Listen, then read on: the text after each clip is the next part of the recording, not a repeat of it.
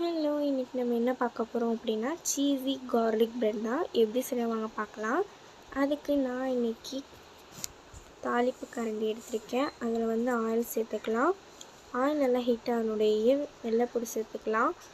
நான் இன்றைக்கி 20 பல் அளவில் எடுத்திருக்கேன்.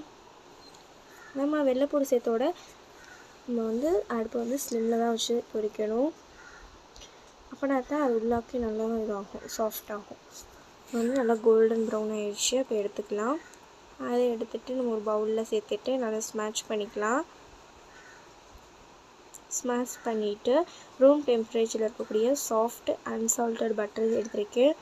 அது கூட coriander leaf, salt, chilli flakes சேர்த்துட்டு நல்லா ஸ்மாஷ் பண்ணி எடுத்துக்கலாம். நம்ம ஒரு நல்லா க்ரீமியாக ஸ்மாஷ் பண்ணி எடுத்துக்கணும்.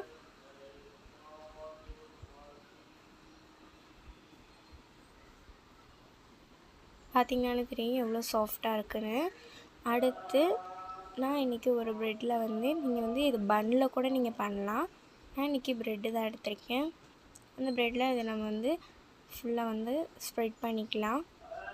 ஸ்ப்ரெட் பண்ணிவிட்டு நான் இன்றைக்கி ஒரு கை அளவுக்கு சீஸ் எடுத்திருக்கேன். நீங்கள் உங்களுக்கு தேவையான அளவுக்கு நீங்கள் எடுத்துக்கலாம்.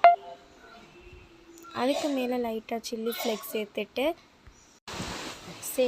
லைட்டாக பெப்பர் மட்டும் டஸ்ட் பண்ணிக்கலாம். அடுத்து நான் இன்றைக்கி கிரில் பேன் எடுத்திருக்கேன். நீங்கள் தோசை டவா கூட எடுத்துக்கலாம்.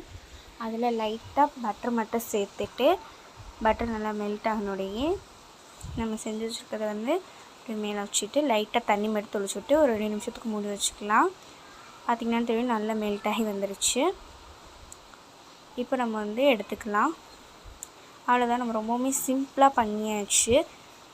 நீங்கள் ஈவினிங் ஸ்நாக்ஸை ட்ரை பண்ணி பாருங்கள். ஒரு சட்டுன்னு ஒரு 2 நிமிஷத்துலேயே பண்ணிடலாம். பார்த்திங்கன்னா தெரியும் எவ்வளோ சீஸியாக இருக்குன்னு.